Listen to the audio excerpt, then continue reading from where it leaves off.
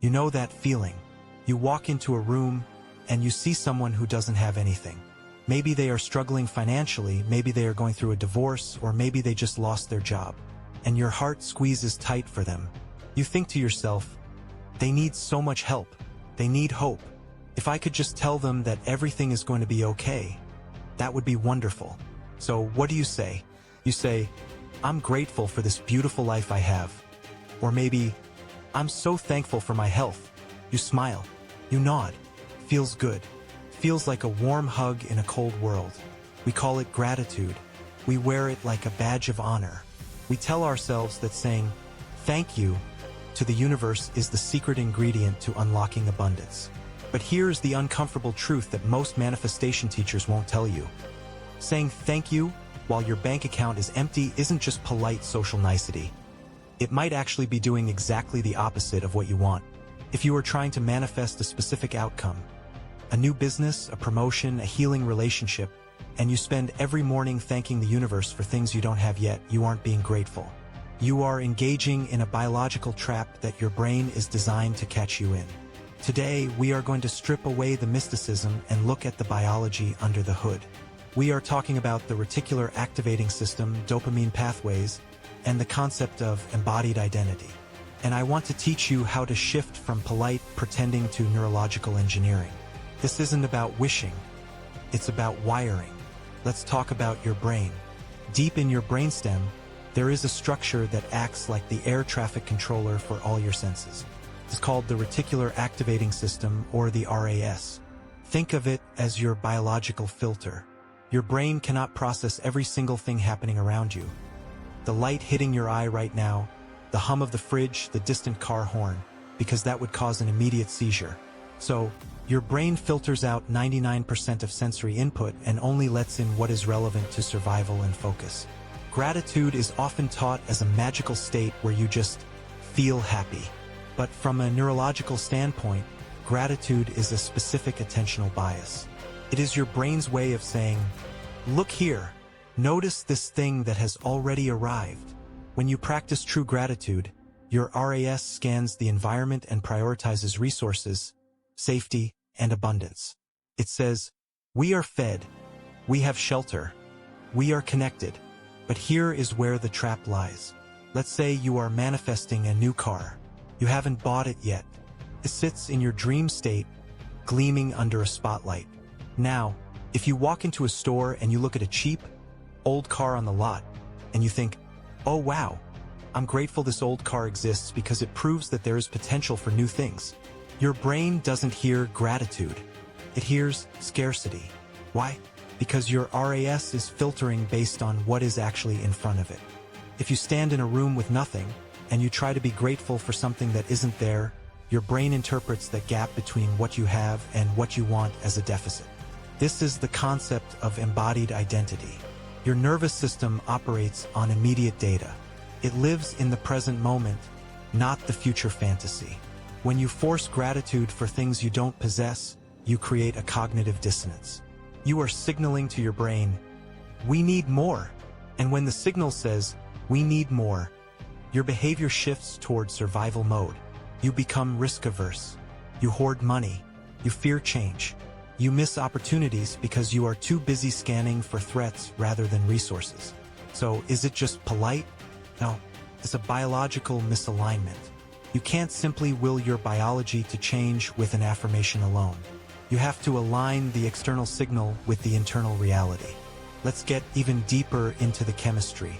When you feel true gratitude, your brain releases dopamine and serotonin in a very specific pattern. It feels like a warm glow, a sense of completion. It says, the deal is closed. I am safe. This chemical signal tells your body to relax, to open up, and to take calculated risks because you feel secure. But when you engage in fake gratitude, the polite kind where you thank the universe for something you don't have yet, you create a dopamine mismatch. Your conscious mind is saying, I'm happy, but your subconscious RAS sees the lack. This creates tension. You are essentially lying to your own nervous system. Imagine a car dashboard. If your eyes say full tank, but the gas gauge says empty, the engine will stall. That is what happens when you try to be grateful for a manifestation that hasn't happened. Your system gets confused. The confusion manifests as anxiety, doubt, and that nagging voice that says, "But what if it never happens? Why are you thanking them yet?" That voice isn't your soul. It's your RAS trying to protect you from a perceived threat. The breakthrough comes when we stop trying to be polite robots and start being biologically aligned engineers. The goal of manifestation isn't to say nice words. The goal is to change the state of the brain so that your brain recognizes the new reality as already true. When you truly embody gratitude, it doesn't mean you are ignoring the lack. It means you have shifted your focus from the lack to the resources available. For example, if you want more money and you say, "Thank you for the $10 I have in my pocket right now," that is real gratitude. And because you are truly grateful for that $10, your brain goes into abundance mode. Your RAS starts scanning for where that $10 can go to work harder. It might show you an invoice to pay off later, or a freelance gig, or an idea for a side hustle. You didn't wish for the money. You thanked for the foundation, and suddenly the path appeared. This is the power of embodied identity. When your identity matches the reality you are thanking for, the physics of the world shifts to match you. You don't chase the outcome. You appreciate the current resources that make the outcome possible. And by doing so, the outcome becomes inevitable because you stop acting like a beggar and start acting like a steward. So, how do we move from polite pretending to neurological engineering? We don't change our habits. We change our focus. Here is the 3-step process to align your gratitude with your biology. Step 1. Ground your gratitude in what is. Before you can thank the universe for a new car, you must thank it for the rubber that keeps you on the road, the roads themselves that allow movement, and the gas currently in your tank. If you are broke, thank the earth for its resources that sustain life even without money. Shift from, "I need this," to, "Thank you for this current resource." This signals safety to your RAS. Once your brain feels safe, it can stop scanning for threats and start looking for opportunities. Step 2. Visualize the process, not just the prize. In a previous talk, we talked about the 4-step loop. Gratitude is not just the final step. It's the fuel for the middle 2 steps. Instead of saying, "Thank you for the $1 million," say, "Thank you for the insight that led me to make that first dollar."